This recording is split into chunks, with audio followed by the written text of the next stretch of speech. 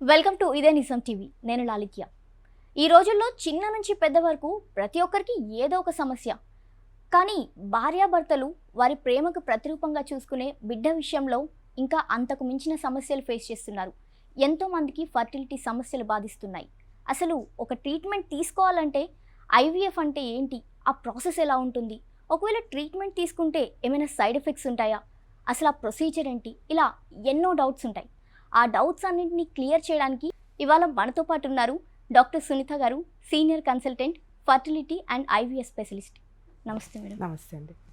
అంటే లేడీస్లో అని కాకుండా చాలామంది ఎంప్లాయీస్ ఉంటారు, ఎక్కువసేపు వాళ్ళు చైర్స్లోనే కూర్చొని వర్క్ చేస్తుంటారు.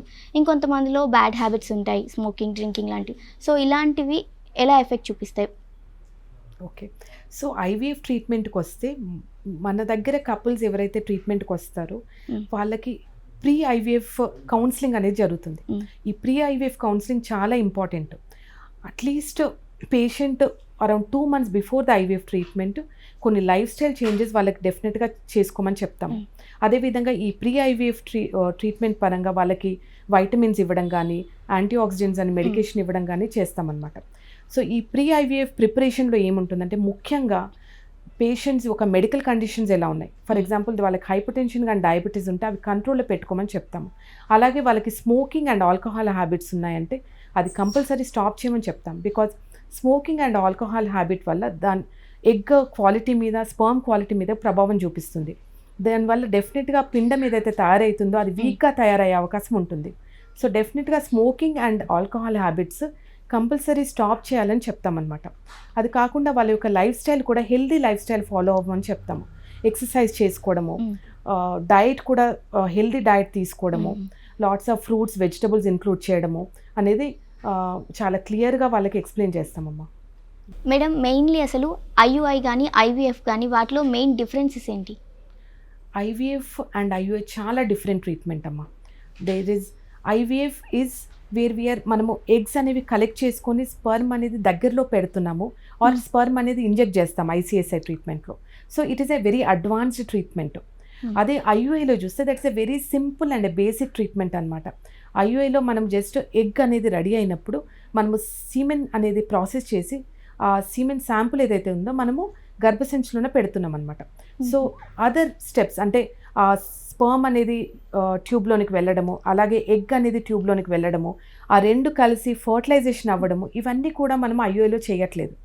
So it's a very simple and basic treatment. దీని సక్సెస్ రేట్ అనేది ఓన్లీ 10% ఉంటుందన్నమాట. ఐయుఐలో చాలా తక్కువ ఉంటుంది. అంటే ఐయుఐ ఏ స్టేజ్లో మీరు ప్రిఫర్ చేస్తారు, ఐవీఎఫ్ ఏ స్టేజ్ వాళ్ళకి చెప్తారు? యా, వెరీ గుడ్ క్వశ్చన్ అమ్మా. సో ఐయుఐ ట్రీట్మెంట్ అనేది చాలా సింపుల్ ట్రీట్మెంట్. ఇది మనము ఒకవేళ హస్బెండ్ అండ్ వైఫ్ నార్మల్గా ట్రై చేస్తున్నారు, వాళ్ళ అన్ని టెస్ట్లు కూడా నార్మల్ వచ్చాయి, వాళ్ళకి అన్ఎక్స్ప్లెయిన్డ్ ఇన్ఫర్టిలిటీ ఉంది, అదేవిధంగా వాళ్ళ ఏజ్ పరంగా కూడా వాళ్ళకి లెస్ దెన్ 30 years ఏజ్ గ్రూప్లో ఉన్న వాళ్ళకి మనం ఐయుఐ అనేది సజెస్ట్ చేస్తామన్నమాట. అది కాకుండా ఒకవేళ స్పర్మ్ కౌంట్ తక్కువగా ఉంది బట్ మరీ తక్కువగా లేదు అంటే బార్డర్ లైన్ స్పర్మ్ కౌంట్ ఉన్న వాళ్ళకు కూడా మనం ఐయుఐ ప్రిఫర్ చేస్తామన్నమాట. అది కాకుండా వాళ్ళు స్త్రీలలో ఓవులేషన్ మెడికేషన్ తీసుకున్నారు పీసీఓడికి, వాళ్ళు మెడికేషన్ ద్వారా నార్మల్గా ట్రై చేస్తున్నారు బట్ ప్రెగ్నెన్సీ కన్ఫర్మ్ కాలేదు, అలాంటప్పుడు కూడా మనం ఈ ఐయుఐ ట్రీట్మెంట్ అనేది సజెస్ట్ చేస్తాం అన్నమాట. మేడం, ఐవీఎఫ్లో ఒకసారి ప్రెగ్నెన్సీ కన్ఫర్మ్ అయ్యాక నార్మల్ ప్రెగ్నెన్సీ లాగే ఉంటుందా? Same medication, same food diet అలా ఫాలో అవ్వచ్చా? యా, వెరీ గుడ్ క్వశ్చన్ అమ్మా. సో చాలా మంది పేషెంట్స్ కూడా అడుగుతుంటారు, మేడం ఐవీఎఫ్ ప్రెగ్నెన్సీలో ఎలాంటి ప్రికాషన్స్ తీసుకోవాలని. సో నేను యాజ్ అ డాక్టర్గా వాళ్ళకి పేషెంట్స్కి ఏం చెప్తామంటే, ఫస్ట్ 3 months అనేవి మనము కొంచెము ఐవీఎఫ్తో ఏదైతే ప్రెగ్నెన్సీ కన్ఫర్మ్ అవుతుందో వాళ్ళని కొన్ని ఎక్స్ట్రా హార్మోనల్ మెడికేషన్స్ అనేవి మనం సపోర్టివ్గా ఇస్తాము.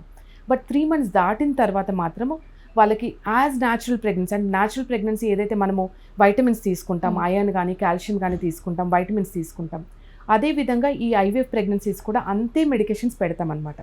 సో స్పెషల్గా వాళ్ళకు టిల్ డెలివరీ వరకు ఎలాంటి స్పెషల్ మెడికేషన్స్ అంటూ ఉండవు.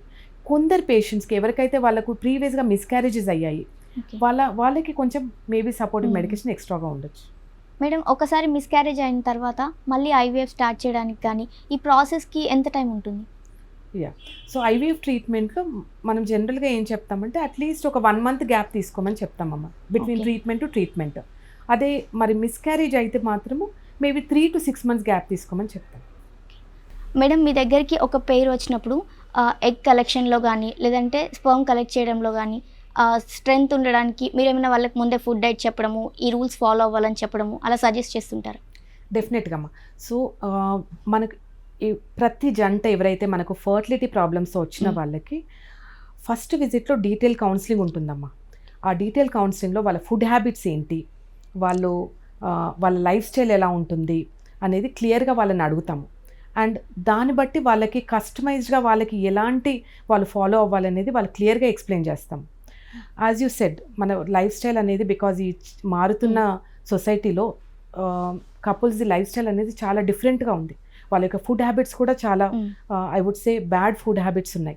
సో క్లియర్గా వాళ్ళకి హెల్దీ డైట్ ఫాలో అవ్వడము, జంక్ ఫుడ్ అనేది అవాయిడ్ చేయడము, అదేవిధంగా స్లీప్ అనేది అడిక్వేట్గా ఉండడము, మినిమం 6 to 8 hours వాళ్ళు స్లీప్ అనేది ఉండాలనేది కూడా ఇన్ఫామ్ చేస్తాం.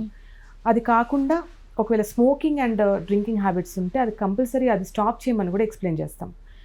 ఒకవేళ వాళ్ళ వెయిట్ అంటే ఓవర్ వెయిట్గా ఉన్నారు, బోత్ మేల్ అండ్ ఫీమేల్స్, ఈ ఓవర్ వెయిట్ ఒబేసిటీ వల్ల కూడా మనకు ఎగ్ క్వాలిటీ మీద కూడా ప్రభావం చూపెట్టచ్చు, స్పర్మ్ క్వాలిటీ మీద కూడా ప్రభావం చూపెట్టచ్చు అనమాట. సో వాళ్ళు ఒకవేళ వెయిట్ ఎక్కువగా ఉంటే వాళ్ళని కంపల్సరీ వాళ్ళు వెయిట్ లాస్ అయిన తర్వాత ట్రీట్మెంట్కి వెళ్ళడము అనేది కూడా ఎక్స్ప్లెయిన్ చేస్తాం. అంటే మినిమం వెయిట్ ఇంత ఉండాలి అని ఉందా మేడం? డెఫినెట్లీ అమ్మా. నార్మల్ బిఎంఐ అనేది 24 అనమాట. ఓకే. సో ఎప్పుడైతే ఈ బిఎంఐ అంటే బాడీ మాస్ ఇండెక్స్ అనేది మనకు ఎక్కువగా ఉంది అంటే more than 30 ఉంటే దట్ ఈజ్ నాట్ గుడ్ అనమాట. దట్ ఆ ఒబేసిటీ ప్రాబ్లం వల్ల వాళ్ళ యొక్క ఎగ్ క్వాలిటీ, స్పర్మ్ క్వాలిటీ మీద ఎఫెక్ట్ చూపెడుతుంది. ఎలాంటి ట్రీట్మెంట్, ఫర్టిలిటీ ట్రీట్మెంట్ తీసుకున్నా whether it is IUI or IVF, దాని యొక్క సక్సెస్ రేట్ కూడా తగ్గిపోయే అవకాశం ఉంటుందన్నమాట. అది కాకుండా ఒకవేళ ఇలాంటి ఒబీస్ ఉన్న స్త్రీలలో వాళ్ళు ప్రెగ్నెంట్ అయినప్పుడు ఆ ప్రెగ్నెన్సీలో కూడా ప్రాబ్లమ్స్ అయ్యే రిస్క్ అనేది ఎక్కువగా ఉంటుంది. లైక్ మిస్క్యారేజెస్ అవ్వడము, అదేవిధంగా హైపర్ టెన్షన్ కానీ డయాబెటీస్ అనేది రిస్క్ అనేది ఎక్కువ ఉన్న ప్రెగ్నెన్సీలో అనేది చూస్తాం అన్నమాట. మేడం ఐవీఎఫ్లో ఖచ్చితంగా 90% బేబీ ఫామ్ అవుతుంది అనేది చెప్పగలుగుతారా? అమ్మా, ఐవీఎఫ్లో సక్సెస్ రేట్ అనేది మెయిన్గా డిపెండ్ అయ్యేది ఆ స్త్రీ యొక్క egg quality, sperm quality and తయారైన పిండం క్వాలిటీ బట్టి. సో మేము కౌన్సిల్ చేసేటప్పుడు పేషెంట్స్కి ఏం చెప్తామంటే, సపోజింగ్ వాళ్ళది మనకు టాప్ క్వాలిటీ ఎంబ్రియోస్ వచ్చాయి, టాప్ క్వాలిటీ ఎంబ్రియోస్ ప్లస్ అది కాకుండా వాళ్ళకు అది 5 days గ్రో చేసాం ల్యాబ్లో, దాన్ని బ్లాస్టోసిస్ట్ అంటాం అనమాట. ఈ 5 days గ్రో చేసిన బ్లాస్టోసిస్ట్ అనేది మనకు టాప్ క్వాలిటీ ఉన్నప్పుడు వాళ్ళ సక్సెస్ రేట్ అనేది బెటర్గా ఉంటుంది. సో ఇలాంటి పేషెంట్స్కి సక్సెస్ రేట్ అనేది 60 to 70% వరకు చెప్తామన్నమాట. ఇప్పుడు కూడా 90% ఎవరికి చెప్పలేము. డాక్టర్ సునీత గారు, ఫస్ట్ మీరు ఒబేసిటీ గురించి చెప్పారు. ఇంకా లేడీస్లో మేడం ఫస్ట్ పీసీఓడి ప్రాబ్లమ్స్ ఎక్కువ మందికి ఉంటాయి. సో ఐవీఎఫ్ ట్రీట్మెంట్లో అది ప్రభావం చూపించే అవకాశం ఉందా? కరెక్ట్ మా. సో మనకి మధ్యకాలంలో పీసీఓడి ప్రాబ్లం అనేది ఎక్కువగా చూస్తున్నాం. పీసీఓడిలో 2 కేటగిరీస్ ఉంటారు. ఒకళ్ళు థిన్ పీసీఓ అని ఉంటారు అండ్ ఒకళ్ళు ఒబీస్ పీసీఓ అని ఉంటారు. ఈ ఒబీస్ పీసీఓ పేషెంట్స్ ఎవరైతే ఐవీఎఫ్ ట్రీట్మెంట్కి వెళ్తున్నారో వాళ్ళకి కంపల్సరీ వెయిట్ లాస్ అయిన తర్వాతనే వాళ్ళు వెళ్ళమని చెప్తామన్నమాట. అదేవిధంగా ఈ పీసీఓఎస్ పేషెంట్స్కి స్పెషల్గా కొన్ని మెడికేషన్స్ కూడా సజెస్ట్ చేస్తాము before planning for IVF treatment are before IUI treatment. So that ఈ వెయిట్ లాస్, వాళ్ళ యొక్క ఎక్సర్సైజ్ ప్లస్ వాళ్ళ యొక్క లైఫ్ స్టైల్ ఇవన్నీ చేంజెస్ చేసుకుంటే వాళ్ళకి ఆ ట్రీట్మెంట్ సక్సెస్ అనేది బెటర్గా ఉంటుందన్నమాట. మేడం ఐవీఎఫ్లో బేబీ ఫామ్ అయ్యాక, బేబీ పుట్టాక లోపాలు ఏమన్నా వచ్చే అవకాశం ఉందా? వెరీ గుడ్ క్వశ్చన్ అమ్మా. చాలామంది మన దగ్గర పేషెంట్స్ ఎవరైతే వస్తారో వాళ్ళు కంపల్సరీ ఈ క్వశ్చన్ అనేది మమ్మల్ని అడుగుతారనమాట. సో పేషెంట్స్కి ఏం చెప్తామంటే, ఇది మనకు ఏదైతే ఐవీఎఫ్ ట్రీట్మెంట్ ఉందో మనకు more than 40 years నుంచి ఈ ట్రీట్మెంట్ అనేది అవైలబుల్గా ఉంది. సో ఇన్ని ఇయర్స్ మనకు టైం టెస్టెడ్ ప్రొసీజర్ కాబట్టి మనం ఏదైతే రీసెర్చ్ అండ్ డేటా ఏదైతే స్టడీ చేసామో మనకు నిర్ధారించుకున్నాం ఏంటంటే, ఈ ఐవీఎఫ్ ట్రీట్మెంట్ వల్ల లోపాలు అనేది ఎక్కువగా చూడట్లేదు. సో జనరల్గా మనకు ఈ లోపాలతో పుట్టే అవకాశం అనేది 1% ఉంటుంది ప్రెగ్నెంట్ ఉమెన్లో. ఎప్పుడైతే మనం ఈ ఐవీఎఫ్ ట్రీట్మెంట్ తీసుకుంటున్నామో అది 1% నుంచి 2% అవుతుంది. అంటే జస్ట్ 1% రైజ్, అంటే 98% నార్మల్గా పుట్టే అవకాశం ఉంటుంది. మేడం మీరు అసలు ఐవీఎఫ్ ఈ ప్రాక్టీస్ ఎప్పటి నుంచి స్టార్ట్ చేశారు? ఒక బేబీ అసలు ఫస్ట్ మీ చేతుల్లోకి వచ్చాక ఆ హ్యాపీనెస్ ఎలా ఫీల్ అయ్యారు ఫస్ట్ టైం? యా, సో ఈ ఐవీఎఫ్ ప్రాక్టీస్ అనేది నేను వే బ్యాక్ ఇన్ 2009 స్టార్ట్ చేశానండి. ఆ టైంలో మనకు ఈ ఇన్ఫర్టిలిటీ ట్రీట్మెంట్ అనేది ఈజీగా యాక్సెసిబుల్ లేకుండే పేషెంట్స్కి. సో ఆ టైంలో నాకు ఏమనిపించిందంటే యాజ్ ఎ రెగ్యులర్ గైనిక్ ప్రాక్టీస్లో నేను ఆల్రెడీ ప్రెగ్నెంట్ ఉన్న వాళ్ళని నేను ట్రీట్ చేస్తుంటాను. బట్ ఎవరైతే మనకు ప్రెగ్నెన్సీ కన్ఫర్మ్ అవ్వట్లేదు, అంటే ఈ ఇన్ఫర్టిలిటీ ప్రాబ్లమ్తో ఎవరైతే ఫేస్ చేస్తున్నారో వాళ్ళకి కరెక్ట్ అయిన ట్రీట్మెంట్ ఈజీగా అందుబాటులో లేకుండే, ఎస్పెషలీ హైదరాబాద్లో. సో ఆ ఉద్దేశంతో అంటే మనకు ఒక మెరుగైన ట్రీట్మెంట్ ఇవ్వాలి ఇన్ఫర్టిలిటీ ప్రాబ్లం ఉన్న వాళ్ళకి, అండ్ వాళ్ళకి ఆ ట్రీట్మెంట్తో ఒక ప్రెగ్నెన్సీ కన్ఫర్మ్ అయినప్పుడు ఆ హ్యాపీనెస్ ఏదైతే నేను చూస్తానో that was what I was looking for. So నేను first time when we started way back in 2009 we did about 10 IVF treatment cycles చేసామన్నమాట ఆ టైంలో. సో అందులో we had about 7 or 8 patients who got pregnancy positive. So we fell very happy about it. And my first IVF patient ఎవరైతే నేను deliver చేశానో ఆ patient పేరు, అదే కాకుండా ఆ బేబీ పేరు నాకు ఇప్పటికీ చాలా, అంటే I remember that.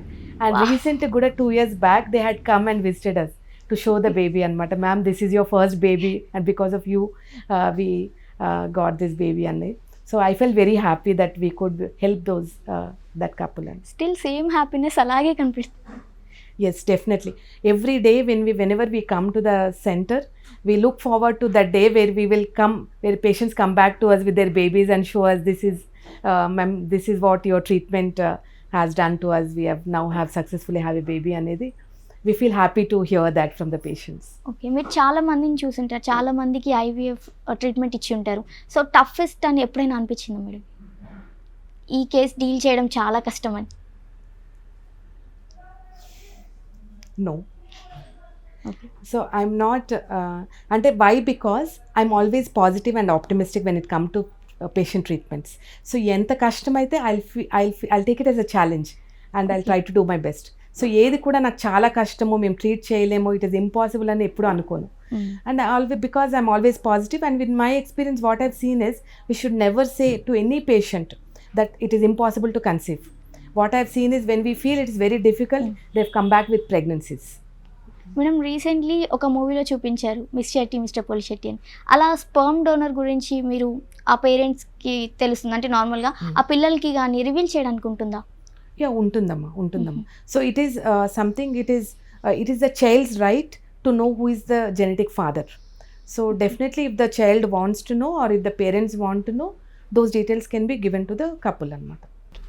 Thank you madam, మీ విలువైన టైం మాకు ఇచ్చి చాలా డౌట్స్ క్లారిఫై చేశారు మా ఇదే నిజం ఆడియన్స్ కోసం. Thank you.